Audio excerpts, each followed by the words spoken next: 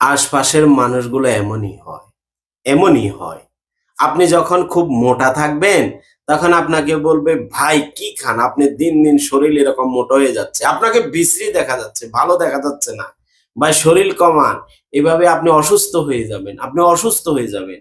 মানে আপনি মোটা এটার ১৪ গোষ্ঠী উঠাই ছাড়বে। উঠতে, বসতে, খাইতে, ঘুমাইতে, চলতে যাই দেখে, যখন দেখে তখনই বলবে, "আপনার শরীর মোটা, আপনার শরীর মোটা, আপনার শরীর মোটা।" হ্যাঁ? "আপনি এত মোটা কে? আপনি এত মোটা কা?" মানুষটারে অস্থির কইরা তুলে।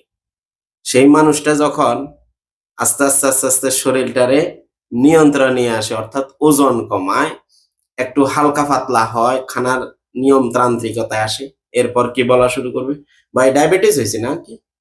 ভাই কি টেনশনে আছেন? পারিবারিক সমস্যা মনে হয় না? ভাই কি অসুস্থ নাকি? ভাই কি কোনো টেনশনে আছেন? ভাই কি খানা-দানা কম নাকি অভাব-অনটনে আছেন? মনে হয় যেন টাকা-পয়সা দিব আমারে। কি ভাই খানা-দানা খান না মনে হয়? ভাই মনে হয় খুব কষ্টে আছেন। ভাই আপনার মনে হয় ডায়াবেটিস হইছে। কিরে ভাই? মোটা হইলেও দোষ, পাতলা হইলেও দোষ। চিকনা হইলেও দোষ, মোটা হইলেও দোষ। কি আজব কাহিনী রে! এই আশপাশের মানুষগুলো তোরা এরকম কে?